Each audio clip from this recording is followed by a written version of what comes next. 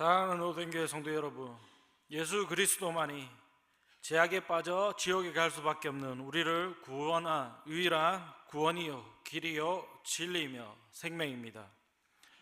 또한 예수로 말미암지 않고는 아무도 그에게 올 자가 없습니다. 오직 예수 그리스도만이 타락한 죄악에서 우리를 죄 가운데서 구원할 하나님의 유일한 구원자이십니다. 기도하겠습니다. 만약 제가 이렇게 설교를 마친다면 성도님들은 어떠십니까?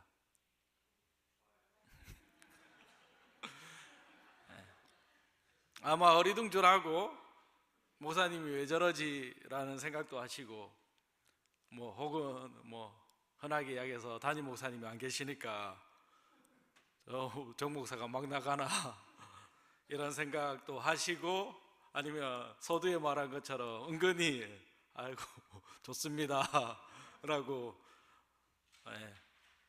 생각하시는 분들도 있습니다. 여튼 제가 평소와 다르게 조금은 다른 시작으로 말씀을 시작하고 있습니다. 보통 제가 설교하기 전에 제 설교를 그래도 많이 들은 분들은 아실 겁니다. 옆 사람과 인사하고 앞뒤 좌우로 인사하겠습니다. 그리고 저는 그날 설교에 본문과 관련 있는 도입의 이야기로 보통 설교를 시작합니다. 그러나 오늘 저의 설교는 어땠습니까? 저의 시작의 설교는 어땠습니까? 설교를 거의 마무리할 때 하는 멘트나 표현을 하였습니다. 왜 그랬을까요? 오늘 말씀을 살펴보도록 하겠습니다. 그럼 오늘 말씀을 통해 갈라디아서 말씀을 조금 살펴보도록 하겠습니다. 갈라디아 성경은 사도 바울이 소아시아 지역, 지금의 터키, 앙카라, 갈라디아 지역 성도들에게 보낸 편지입니다.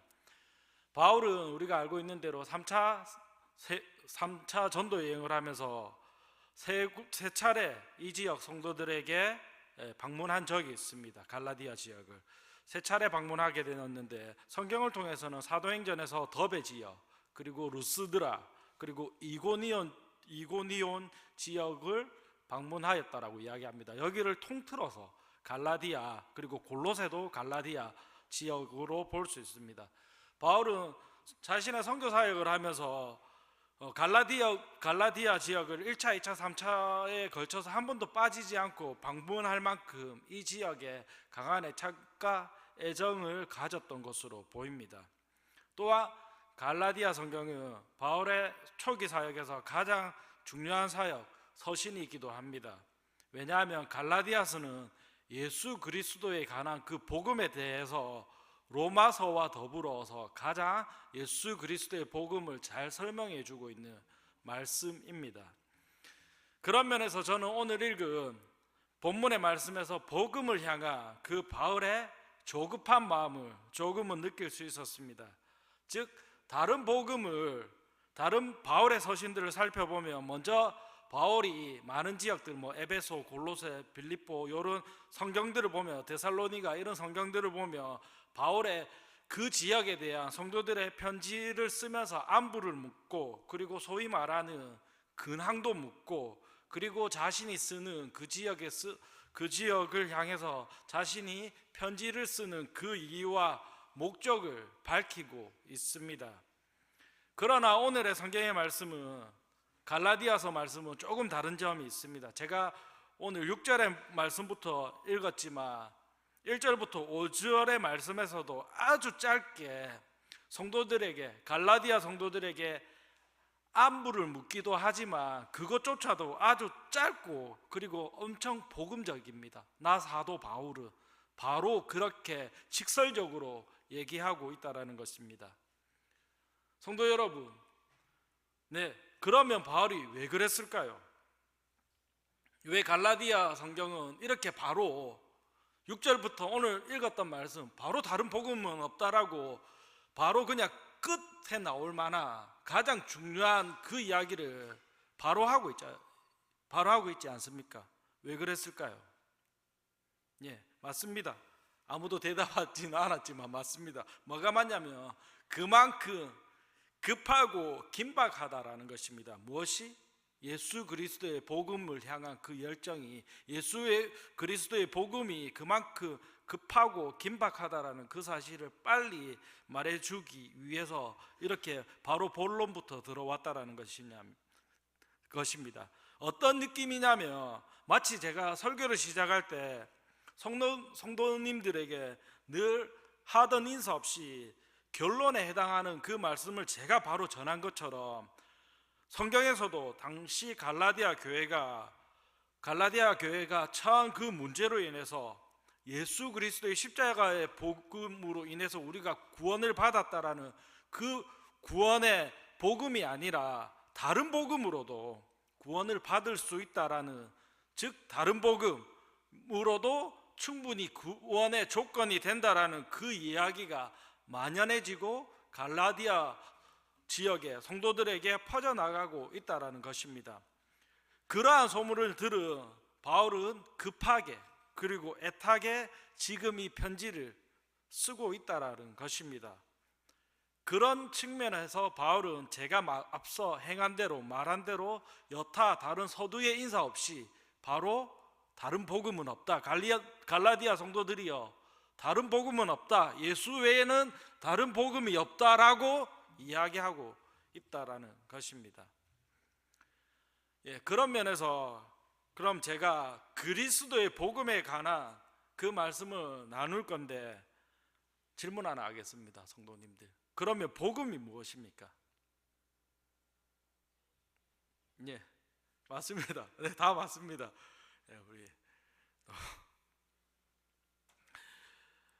맞습니다. 우리가 흔히 잘 알고 있는 대로 일반적으로 기쁜 소식입니다.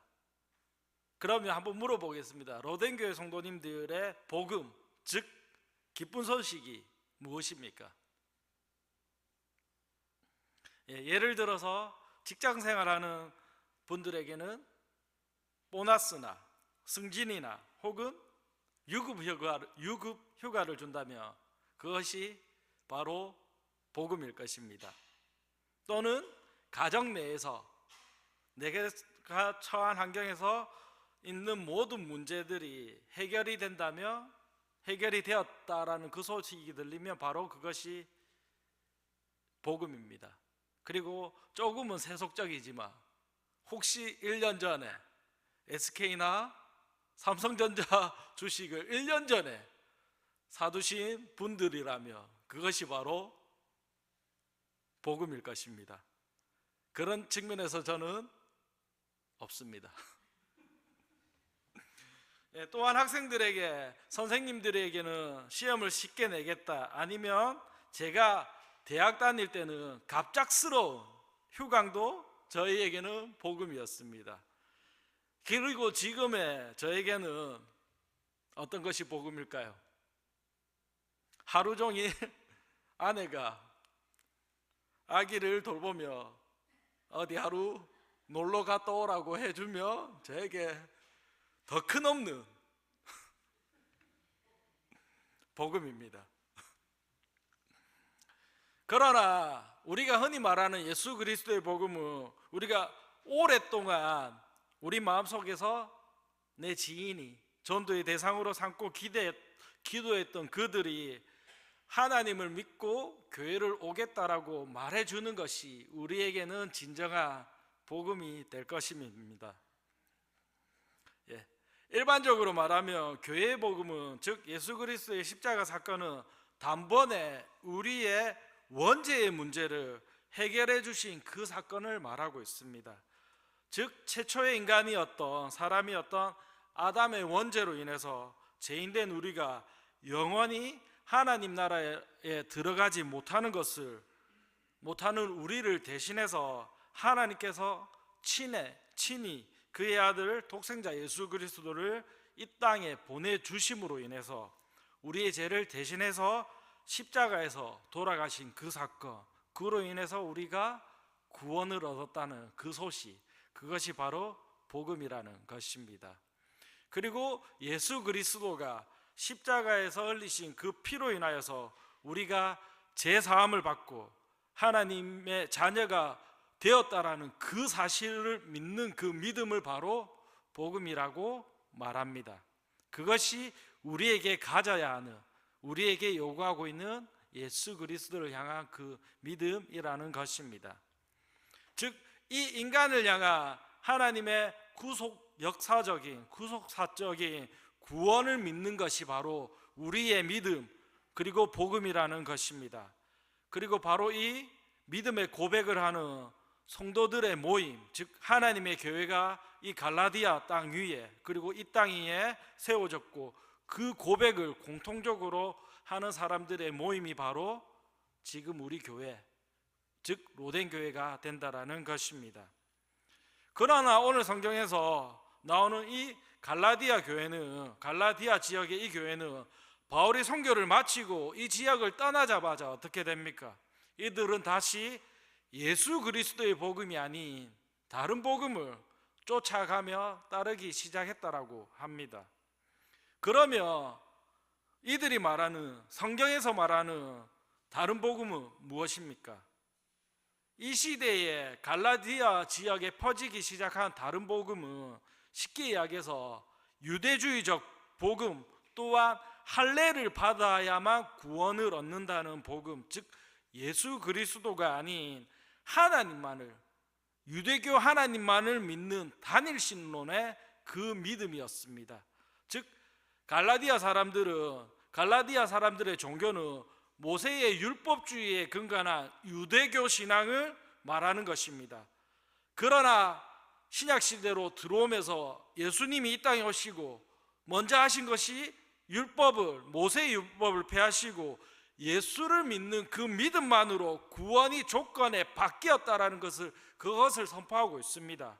그리고 인간을 향한 하나님의 구원의 조건이 바뀌었다라는 것, 즉 인자를 믿음으로 인한 그 구원이 완성이 된다라는 것을 계속적으로 선포하고, 바울도 갈라디아 지역 성도들에게 그 말씀을 선포했습니다. 그러나 바울이 떠나자마자 그들은 그들의 간성대로, 습성대로 제약된 그 자리로 다시 모세가 말하는 율법주의적 유대교로 돌아가고 있는 그런 다른 복음을 다시 접하고 있다라는 것입니다. 이 모습을 보면서 우리가 조금이라도 성경을 가까이 하지 않으며, 교회를 가까이 하지 않으며, 하나님을 말씀을 가까이 하지 않으면 어떻게 됩니까? 다시 옛사람으로 내가 따르던, 나에게 다른 복음이었던, 즉 세상이 주었던 평안과 안락함으로 따라가지 않습니까? 즉 갈라디아 사람들은 여전히 유대주의적인 율법의 구원에 갇혀서 율법만을 따라가려고 하고 있다라는 것입니다. 저는 그런 면에서 이 말씀을 보면서 우리가 살아가고 있는 이 시대에 다른 복음은 무엇일까 한번 생각해 보았습니다. 제가 거칠게 얘기해서, 또한 가감없이 얘기해서 그리스도의 십자가 사건이 없는 복음의 메시지는 모두 다 다른 복음이라는 것입니다. 최근에 우리 성도님들은 다양한 매체를 통해서, 유튜브, 다양한 매체를 통해서, 기독교 방송 이런 것들을 통해서 이 시대에 유명하신 목사님의 설교를 어떻게 할 수 있습니까? 다양하게 들을 수 있습니다. 마치 31가지 아이스크림을 우리가 마음대로 골라 먹을 수 있는 것처럼 내가 원하는 설교를 언제나 어느 순간에 접속만 하며 언제든지 들을 수 있다는 것입니다. 다양하게 들을 수 있습니다. 그런 측면에서 예전에도 한번 물어봤는데 어떤 목사님 설교 주로 들으십니까?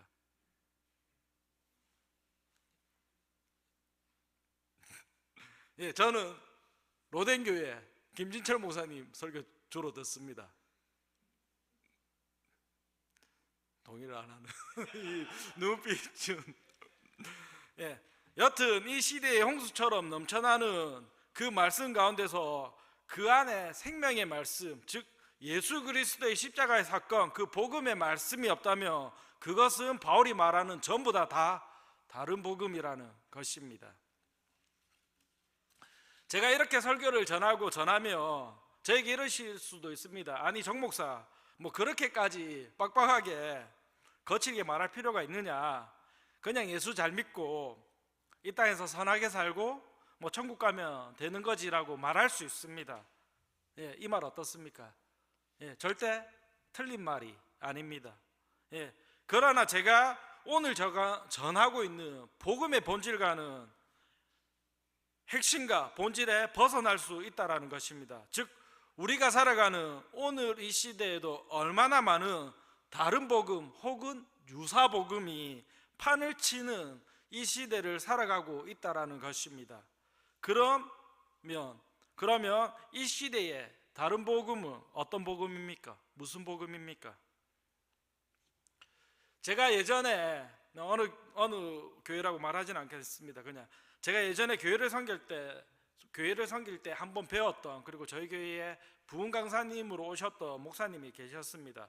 그 목사님은 서울 강남에서 개척을 하셨고 주로 전하셨던 메시지는 흔히 말하는 종말론적 메시지였습니다. 즉 강남에서는 부유한 사람이 많으니까 예수님을 잘 믿으며 부자가 된다, 부자가 된다라는 이러한 말씀이 아니라, 즉 종말론적 메시지의 핵심인 인간은 누구나 결국에는, 종말론적 메시지가 어떻게 됩니까?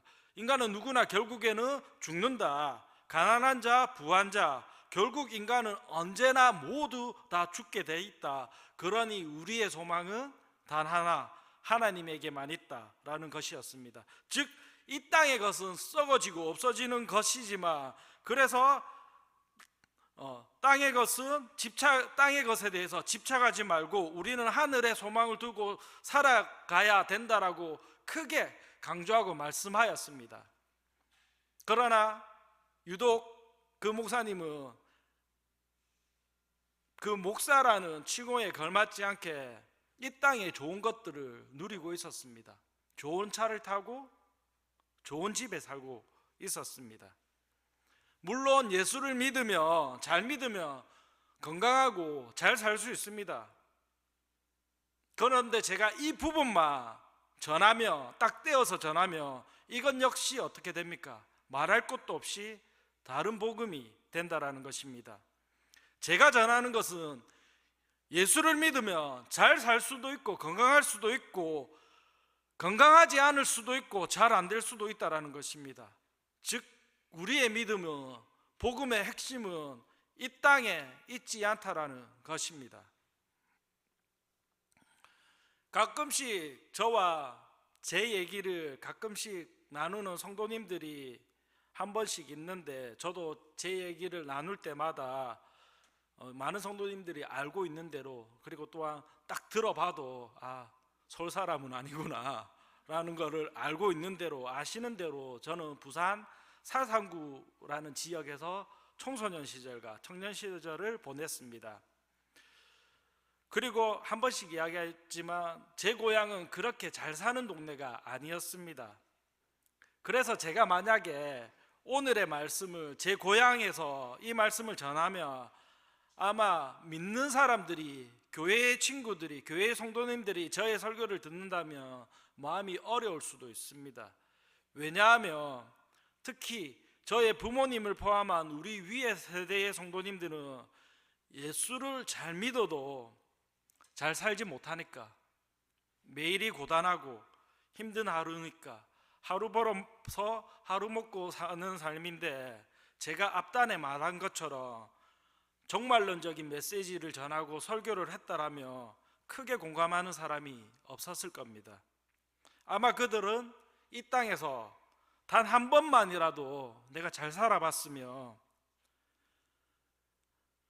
아마 그들은 이미 이 땅에서 매일의 하루가 너무나 힘들고 버거운 하루하루를 살아가는 사람들에게 제가 종말론적 메시지를 전한다면 크게 공감하지 않을 거다라는 것입니다. 그렇기에 종말론적 설교로 대변되는 이 말씀이, 이 땅의 것은 결국에는 썩어 없어진다, 그러니 우리는 하늘에 소망을 두고 살아야 한다라는 이 말씀이 얼마나 그들을 허무하게 만드는지, 그리고 그들 마음속에 깊은 공감을 이끌어내지 못한다라는 그 사실은 저는 너무나 잘 알고 있습니다. 성도님들, 이런 모습 본 적 있을 겁니다. 아마 최근에는 제가 많이 보지는 못했지만 지금도 서울역이나 수원역에 가보면 노방전도를 하기 위해서 피켓을 들고, 어떤 피켓을 들고 있습니까? 예수천국, 불신지옥 이라는 구호를 외치고 마치 세례 요한처럼 회개하라 천국이 가까이 왔느니라 라고 하거나 라디오 확성기를 크게 틀면서 전도하시는 분들을 보신 적이 있을 겁니다. 솔직히 말해서 그런 분들을 보실 때 어떤 마음이 드십니까? 어떤 분들은 물론 공감하는 분들도 많이 있습니다. 또한 아닌 분들도 계실 겁니다. 그러나 그 모습을 받아들이는 지금의 세대는 어떨까요? 아마 공감보다는 같이 믿는다 할지라도 거부 반응도 조금은 있을 겁니다. 왜냐하면, 그럼 왜 그럴까요?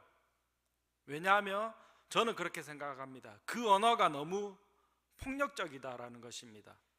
즉 예수천국, 불신지옥으로 대변되는 그 언어가 기독교의 교리를 왜곡시키고 오해하게 만든다라는 것입니다. 즉 예수만 믿어야 가는 곳이 천국이고 아니면 다 지옥 간다라는 이 구호가 듣는 불신자에 따라서 매우 기분 나쁘게 들릴 수 있다라는 것입니다. 이 말을 듣는 이들, 즉 믿지 않는 사람들에게는 정확하게 지옥이 어디 있는지는 몰라도 이 말만 듣게 되면 너무나 공격적이고 폭력적으로 들린다라는 것입니다. 그래서 듣는 사람으로 하여금 기독교를, 교회를 비호감으로 만들어버리는 구호가 되었다라는 것입니다.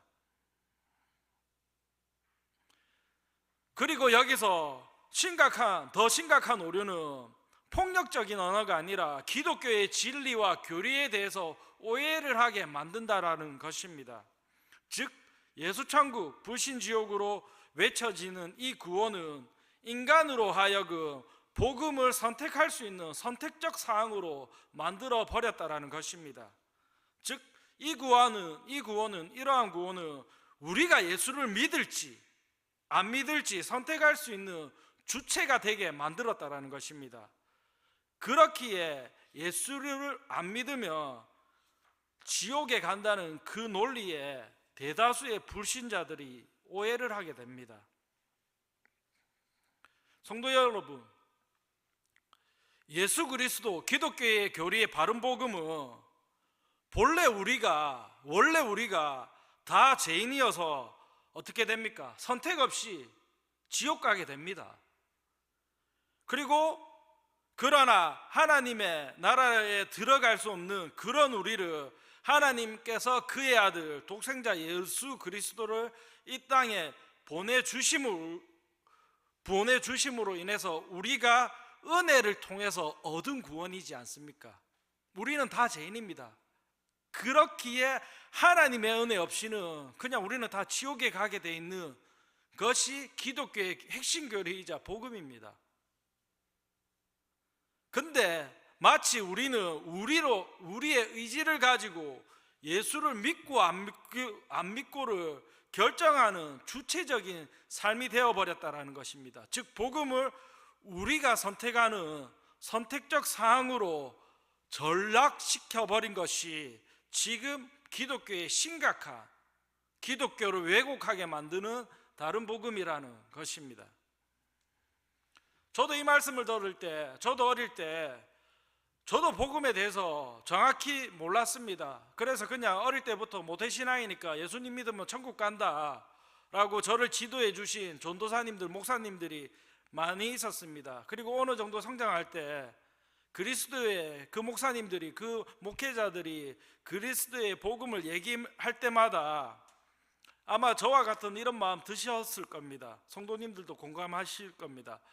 너 예수 열심히 믿어야 돼, 막 복 받아야 돼, 막 그런 얘기하면 제가 마음속으로 부산 사투리로 어떻게 말할 것 같습니까? 목사님, 그만해라.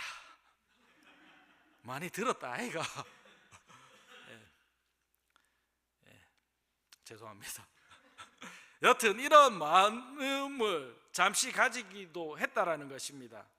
즉 뭡니까? 예수 그리스도의 십자가 사건이 나를 위한 희생의 사건, 성경의 사건으로 잘 여겨지지 않을 때마다 저는 속으로 목사님 그만하세요 라는 마음이 여러 번 들었다라는 것입니다. 귀에 딱지가 앉을 정도로 많이 들었다라는 것입니다. 그러나 이제는 이 그리스도의 십자가 사건이 제 인생에서 무엇과도 바꿀 수 없는 가장 강력한 메시지이며 이제는 그것을 전하는 자가 되었고 지금은 그 길을 걸어가고 있습니다. 그러나 저 역시도 오늘 바울의 고백처럼 두렵기도 합니다. 왜냐하면 저도 모르게 다른 복음을 전할 수도 있기 때문입니다. 자, 8절에서 말하고 있습니다. 바울은 말하고 있습니다. 어떻게 한다면?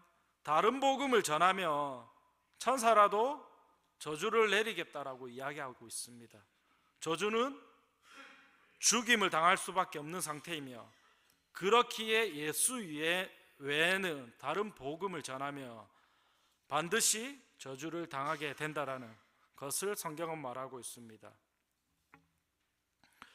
성도 여러분, 저도 목회자로서 상황이나 환경에 맞추어 비추어 복음을 왜곡하게 전해야 되는 상황들이 많이 있었습니다. 언제 그랬냐면 저는 상담자로서 심리 상담을 할 때 내담자들의 고난과 고통에 공감하기 위해서 하나님의 복음을 바로 전하지 못할 때가 많이 있었습니다. 그들의 마음을 안정시키기 위해서 복음이 아닌 다른 이야기를 한 적이 많이 있었다라는 것입니다. 그러나 사도 바울은 날성칼같이 복음을 전하라고 명령하고 있습니다. 즉 목회자들이 그리고 이스라엘 과거 선지자들이 복음을 왜곡하고 성도들이 복음을 외면하게 될 때 이스라엘 백성들은, 한국교회는 타락하기 시작했고 타락했으며 그리고 망하기 시작했고 망했다라는 것입니다. 이스라엘 역사에서도 거짓 선지자였던 아마샤 그리고 바알의 선지자들은 이만하면 되었다, 이만하면 충분하다, 바알도 같이 겸하여 섬겨도 괜찮다라고 타협의 메시지를 전할 때마다 이스라엘은 하나님으로부터 참 계속적으로 멀어져 갔고 참 메시지를 전했던, 바른 복음을 전했던 이사야, 예레미야, 아모스와 같은 선지자들의 이야기는 외면하였습니다. 즉 참 선지자들, 바른 복음을 전하는 그들의 말씀들을, 하나님께 돌아가야 함을 전하는 그 말씀들을 외면했기에 이스라엘은 결국 망하게 되었습니다. 한국교회도 이러한 목회자들이 점점 사라지게 된다면 그 결과는 너무나 당연한 결과로 지금 다가오고 있습니다. 9절 말씀 다시 한번 보도록 하겠습니다. 9절 말씀 한번 읽겠습니다. 시작. 우리가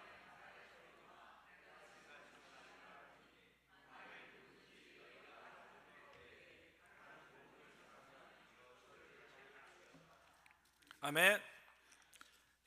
다시 한번 보면 9절에서 다른 복음을 전하면 저주하겠다고 합니다. 저희 말씀 보면서 저도 회개하고 반성하였습니다. 또한 고린도전서 9장 10절에서 또한 사도 바울은 복음을 전하지 않으면 이렇게 하겠다라고 이야기하였습니다. 다시 한번 고린도전서 9장 16절도 같이 한번 읽겠습니다.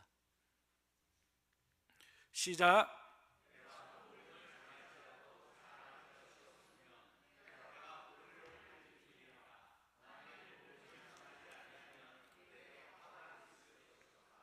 아멘. 뭐라고 이야기하고 있습니까? 사도 바울은 사도 바울은 복음을 전하지 않으며 나에게, 자신에게 하가 있다라고 말하고 있습니다. 그러면서 마지막으로 다시 10절에서 결단을 합니다. 복음을 전하다 보면 복음의 본질을 흐릴 수 있으니 바울은 다시 결단을 합니다. 바로 사람에게 좋게 하는 복음은 전하지 않겠다라고 말하고 있습니다. 즉 바울은 사람에게 좋게 하는, 좋게 들리는 복음을 전하면 더 이상 뭐라고 이야기합니까? 그리스도의 종이 아니라고 이야기하고 있습니다. 그러나 그렇기 때문에 많은 사역자들이, 많은 목회자들이 이 함정에 빠지고 있습니다. 애석하게도 우리의 교회는 이 함정에 빠져 있습니다. 존 메가더라는 목사님이 계십니다. 세상의 함정에 빠진 기독교라는 책을 적었습니다. 메가더 목사님이 말씀하시는 세상의 함정에 빠진 기독교는, 교회는 십자가가 없는 교회, 심리학과 엔터테이너와 혹은 잘 되는 나, 더 잘 되는 나라는 등과 같은 논리만 펴면서 예수만 믿으면 잘 될 수 있다라는 그 논리로 사람들에게만 좋게 하는 그 기독교를 전하는 것이 세상의 함정에 빠진 기독교라고 말하고 있습니다. 이 말씀을 보면서, 들으면서 저 역시도 때로는 복음을 전할 때 사람에 맞추는, 그 사람의 환경과 상황에 맞추는 인본주의적인 얘기를 전할 때가 있습니다. 누구나 들어도 거부감이 없는 얘기로, 또한 제가 친한 친구한테 아직 예수를 믿지 않는 친구의 관계를 위해서, 또한 나도 모르게, 저도 모르게 예수 그리스도의 복음의 본질을 왜곡시키거나 훼손시킬 때가 있다라는 것을 발견하게 됩니다. 로데교회 성도 여러분, 제가 예전에 한번 얘기한 것 같기도 합니다. 제 대학 후배가 있습니다. 윤리 선생님이기도 했고 지금은 법정직 공무원으로 살아가고 있습니다. 예수를 믿지는 않지만 비영리 단체를 통해서, NGO 단체를 통해서 많은 아이들을 후원하고 있습니다. 최근에는, 작년에는 그 후원의 기록들을 담은 책도 적었습니다. 세상적으로 보면 정말 도덕적으로, 윤리적으로 훌륭한 친구입니다. 제가 그 동생을 전도하려고 몇 번 복음을 전했습니다. 그러나 그 친구가 말하기를 자기 주위에는 저 빼고 몇몇 사람 빼고 다 예수를 안 믿기 때문에 형이 믿는 예수를 믿어야만 가는 천국이라며 자기는 예수를 안 믿는 자기 친한 친구들과 지인들과 함께 지옥에 가겠다라고 이야기해 주었습니다. 왜 이야기를 하느냐? 사랑하는 의대교회 성도 여러분, 저는 그 동생에게, 그 친구에게 좋게 보이기 위해서, 좋게 들리기 위해서 애석하게도 단 한 번도 오늘 바울이 말하는 기독교의 핵심 교리인 예수 그리스도의 복음, 즉 원색적인 그 복음을 전하지 못했다라는 것입니다. 그러면서 저도 다짐할 겁니다. 이제는 저도 사람에게 좋게 하는 그 복음을 전하지 않을 겁니다. 만약 제가 여전히 사람에게만 좋게 하는 복음을 전하며 저도 오늘 바울의 고백처럼 더 이상 그리스도의 종이 아니다라는 것입니다. 사도 바울은 오늘 저와 성도님들에게 이 질문을 해오고 있다라는 것입니다. 누구의 종이냐? 누구의 복음을 전하고 있냐? 어떻게 그 복음을 전하고 있냐라고 물어오고 있다라는 것입니다. 말씀을 정리하고 기도하겠습니다. 그리스도가 주 되시고 그리고 하늘 영광을 버리시고 우리를 위하여 스스로 낮아지셨습니다. 그리고 그 예수 그리스도의 십자가의 사건만이, 그 사건으로 인하여서 우리가 구원을 받았습니다. 이 단순한 예수 그리스도의 사랑 이야기자, 그리고 인간을 구원할 수 있는 구원의 유일한 복음만이 우리가 살아가는, 이 땅에서 살아가는 이유 또한 목적, 목표가 되어야 됩니다. 그리고 이 땅에서 우리가 전해야 할 유일한 복음임을 기억하는 로덴교회 성도님들이 되기를 소원합니다.